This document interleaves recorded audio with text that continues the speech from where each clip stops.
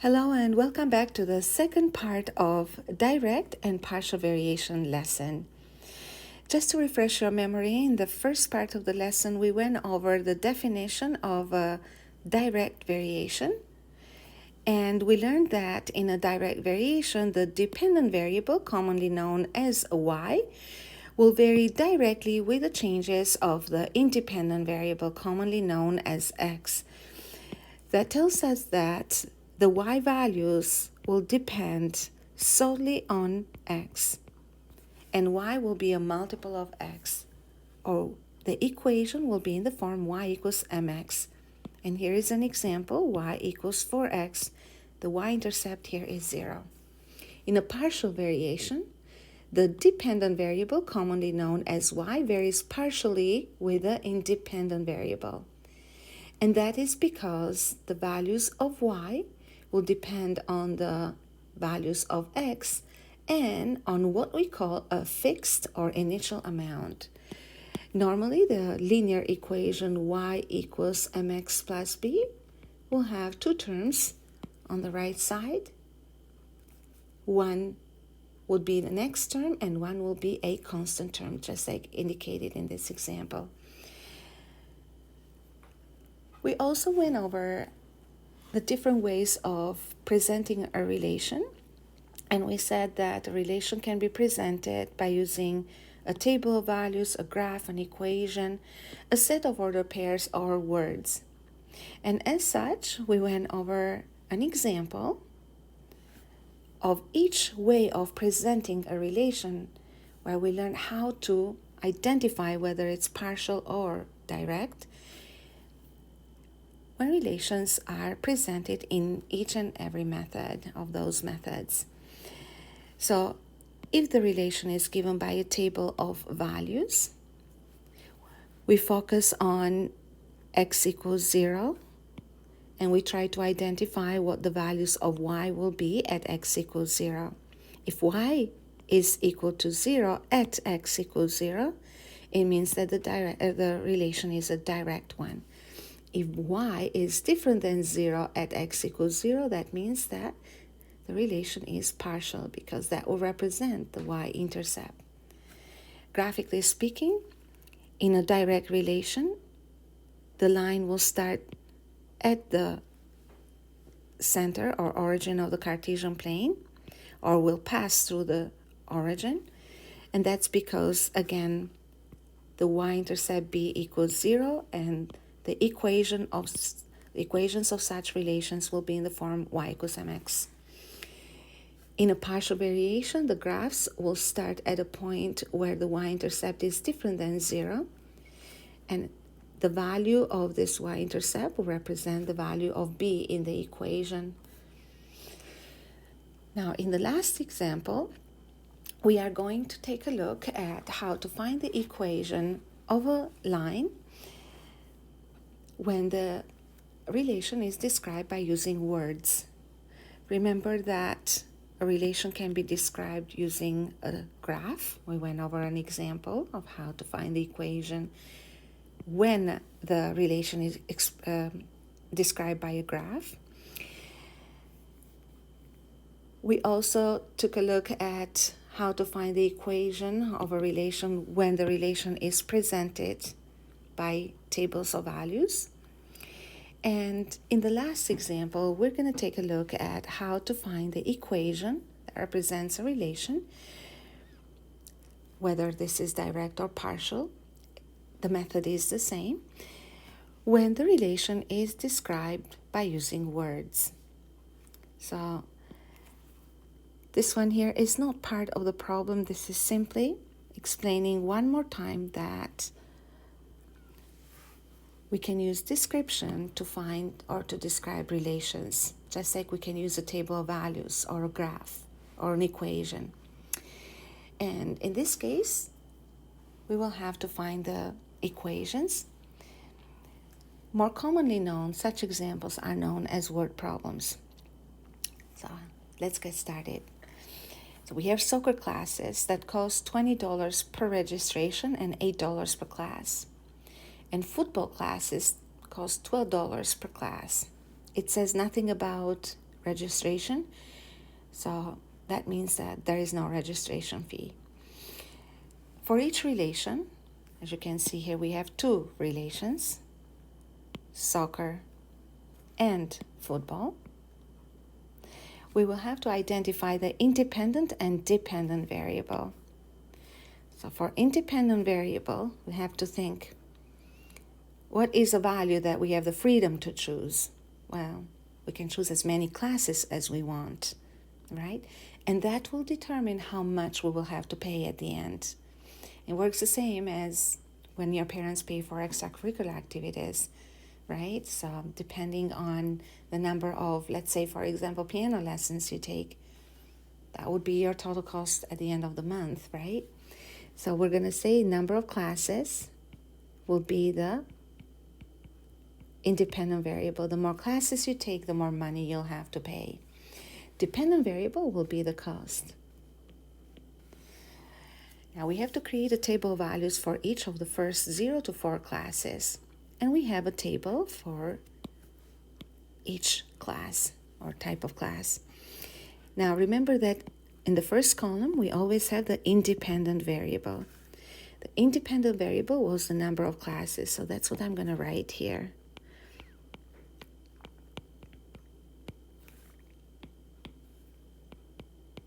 And while we're at it, we're going to write number of classes for the football classes as well, because same independent variable, right? Same type. And the dependent variable will always go in the second column. And that will be the cost here. Now, another important thing that we must mention in here is we're going to need a variable for each of them, or a symbol. So I'm going to let the number of classes be represented by variable n.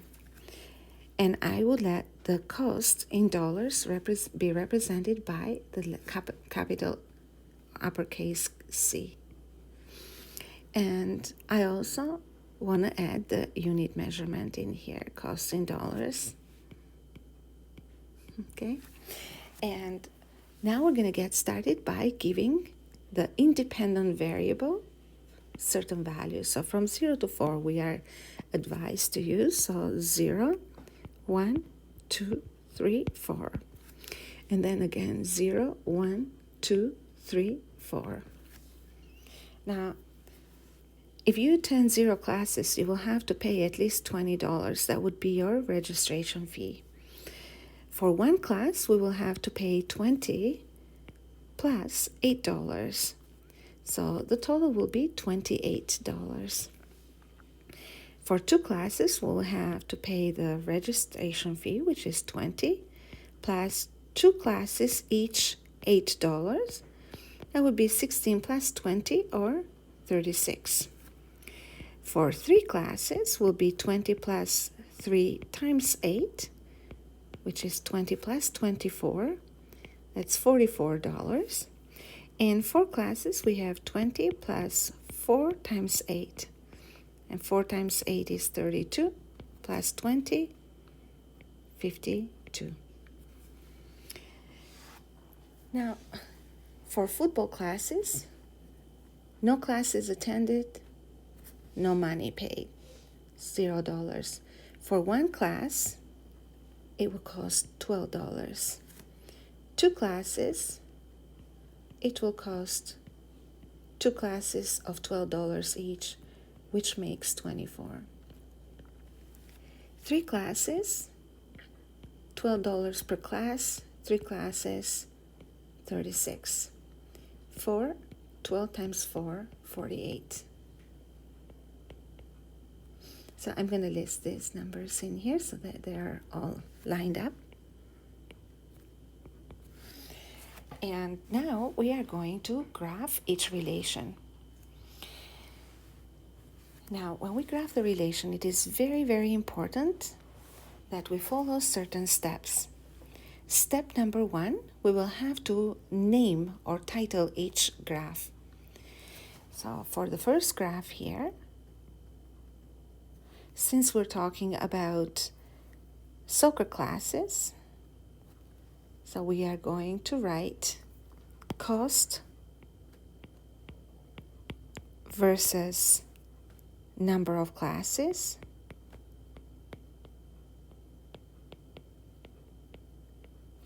in a soccer class.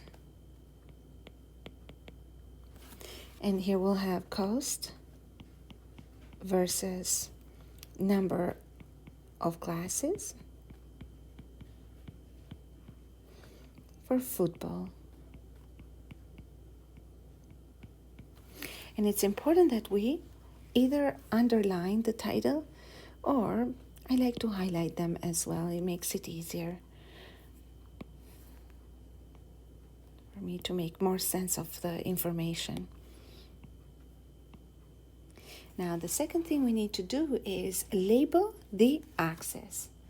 So remember that the horizontal axis will represent whatever is in the first column, so the number of classes. So on the horizontal axis here, I will write number of classes.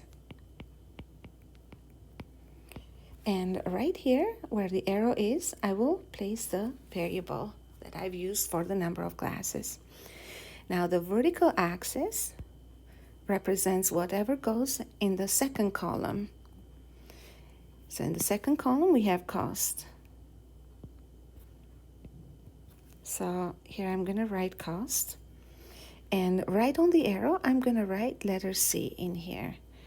So cost in dollars. And I will do the same thing for football classes. And repetition sometimes is helpful, especially in math, to kind of reinforce the easiness of doing such things. I know that some of the information, the way that the meticulous way of writing so much information can be a little bit overwhelming sometimes, but it is important that we organize information in math. And once we practice this, it comes more easily to us. Just like a perfectionist does, I am going to align the C with the O with an S and with a T here. Funny. We all have our little quirks, right? So, in dollars. Okay, so the next thing we want to do is scale the axis. Now, the horizontal axis must fit the numbers 0 to 4. I'm going to count the squares that I have. 1, 2, 3, 4, 5, 6, 7, 8, 9, 10. So if I need to fit 4 numbers, then I would say that I have enough room in here to leave or to assign 2 squares to 1 unit. And the bigger the graph is, the more clear is the message, and the more clear it's going to be, right? And I'll do the same thing with the football classes. So we have 1, 2, 3, and then 4 in here. Now we have to scale the y-axis, and for the y-axis we have to consult with the y values. The y values here vary from 20 to 52, and here from 0 to 48. So it seems that I must fit in here from 0, and I want to choose the same scale for both so I can compare them better. So I need to choose or to place the numbers from 0, which is right here, and I would say about 60, so that I have all my data in, so all the information is in.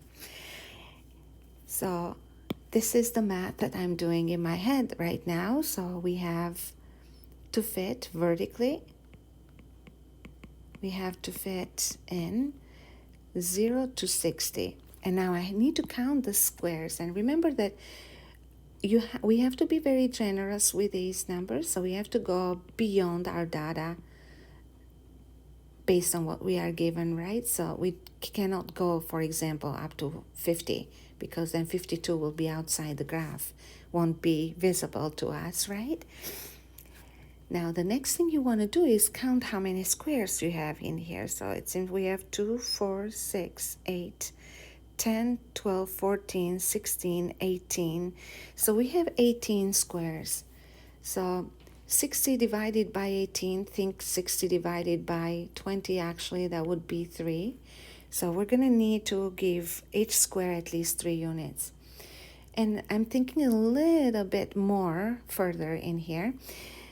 You see how the values here will change by 8. 8 is a multiple of 4. And here the values are changing by 12, so which is again a multiple of 4. So I'm thinking maybe by assigning each square 4 units, it would be easier for me, it will make it easier for me to plot data. So I'm going to let this be 0, and I'm going to say that 1 square will represent 4 units, so this would be 8. 2 more squares is 16. And I'm going by 8s now for 2 squares. 16 plus 8, 24. It's very easy to miss data. And here on the scale. So always double check. It happens even to me sometimes when I'm not paying attention and I'm not as focused. So don't beat yourself up about it. So just go back and learn how to fix the mistakes. And fixing your mistakes or fixing our mistakes, it's part of learning. So 56 and then another 8 in here, we're gonna hit 64. And I think we have enough room to fit all our data here. And we'll do the same thing with the vertical axis on the other chart. So 8. So I want to indicate how much 1 square is. But then, as you notice here, I don't place all the numbers for each square because it makes the graph a bit too overwhelming, too many numbers to look at, right? So here is 16 plus 8, 24, plus another 8, 32, plus another 8 is a 40, and then a 48, plus 8, 56, and plus another 8, 64. So all the data will be comfortable inside our graphs then. So setting a good scale is very important because it makes graphing the function or the relation easier. And we are going to start plotting the data now. So I'm going to use this dark red pen here. So when x equals 0, y is 60, y is 20. So we are right here. 0, 20. And look at how easy it is to plot the points. So I am at 16. I know I have to go only 1 more square because it's 4 units. So that's where 20 is. Now 1 class is 28. So 128. So this is 24. 28 must be right here. 2 classes is 36. So 32 and then 36. Now 3 classes 44. So here is 3 and I'm going to go all the way up to 44. So I hit 40, so I have to think slowly here. And I need 1 more square, so it has to be somewhere in here. And by now you've already noticed the pattern that is happening, right? So that will give you more confidence in plotting your data. And we have one last point for 52, so 48. And then we need just 4 more to hit 52. So here we go. And now we'll connect the data with a straight line.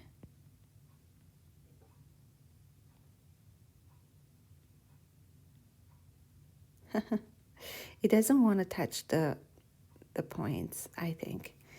The graph doesn't want to touch the points. Because that is not its territory. Let me try one more time to make this perfect, if possible. See? Perfect. All right. So what I'm going to do here is I'm going to draw an arrow. I know that it cannot go to infinity because we cannot take infinite number of classes in soccer. Everything has a limit. But that's one way of drawing the graph. And the next one will be x equals 0, y equals 0. That's an easy point to plot. When x equals 1, y equals 12. So this was 0, 0, everyone, right? So 1 and then 12. So we are right here. When x equals 2, y equals 24. So 2, and we go all the way up. Here is 24.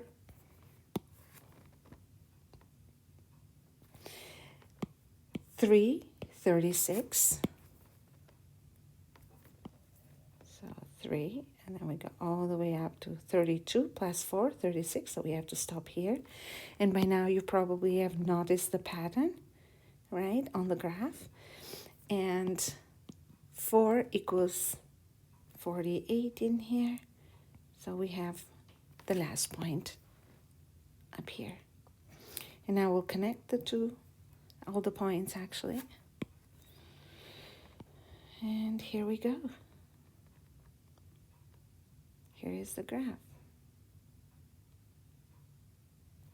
Okay, that's not bad. Arrow. And as you can see in here, on the table of values, independent variable 0, dependent variable is not 0, which means the graph starts right at this point at 20. Okay, so this one here will be exactly 20. This would be what kind of relation? Think about it. So it won't depend just on x or independent variable n in our case, but it will also depend on the initial value, which is the registration fee. So this is an example of a partial relation. And the next one, as you can see, the graph starts at 0, 0. And on the chart, on the table values, you see 0 and 0 here. So this will be a direct relation. So we have to answer a couple of questions. Now, from now on, it's easy. Try to do this on your own, okay? If you have the handout with you. And I will continue explaining the rest. So where does each graph intersect the vertical axis? So for soccer classes, it intersects the y-axis at 20. For football classes, intersects the y-axis at 0. Now we have to write the equation to describe the cost for each relation. Now remember that cost will equal whatever the initial rate is, add more classes to it at $8 each. So 8N. For football classes, the cost will be 0 for initial registration and $12 for each class attended. So in other words, cost will be 12N. Now, once you have the equation, you can predict how much you will have to pay for more classes, not just the ones that we are able to see here on either the table of values or the graph. So for 12 classes, then we'll have cost equals 20 plus 8, and we multiply by 12 in here.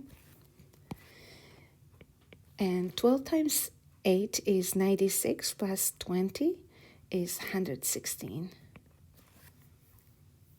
For football classes, the cost will be 12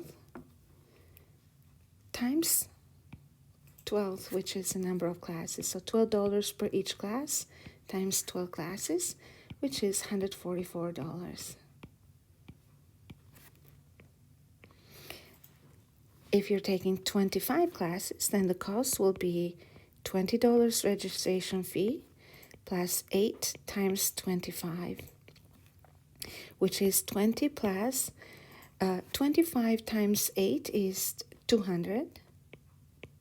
So that will bring the total cost to 220.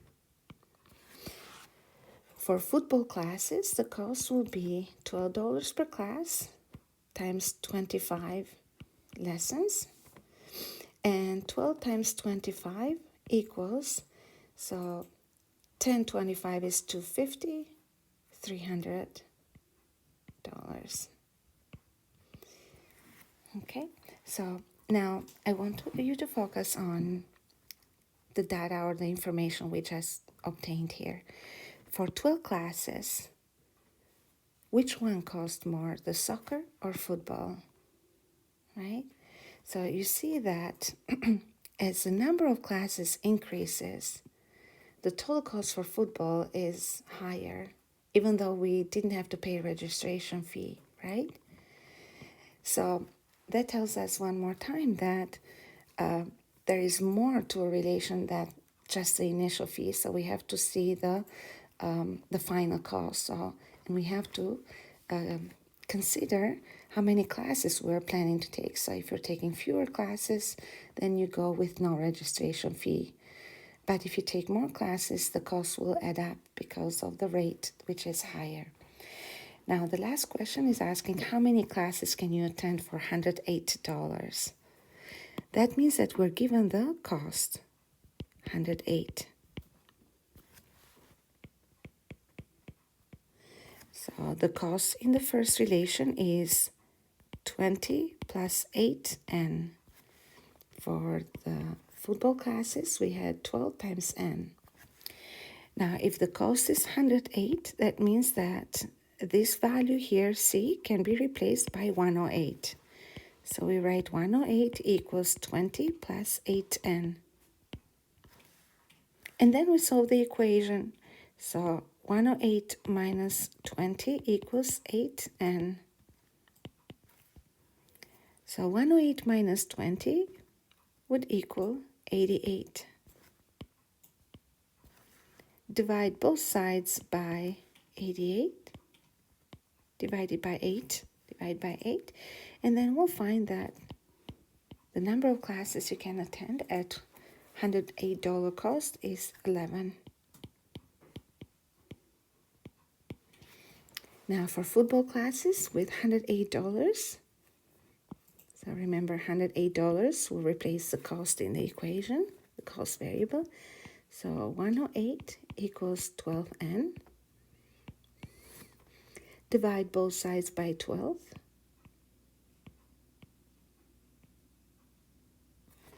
And 108 divided by 12 is 9. So that means that with $108, football classes, only 9 of them. So with $108, okay, or the $108 can take you further with your soccer classes here, even though there was a registration fee. And $108 for football classes will only give you 9 lessons or 9 classes. I'm going to write the answer in here as well, just to make my answer complete. And this was it, everyone. And I hope you enjoyed the lesson and understood it. And thank you for choosing to learn from me. Thank you and bye.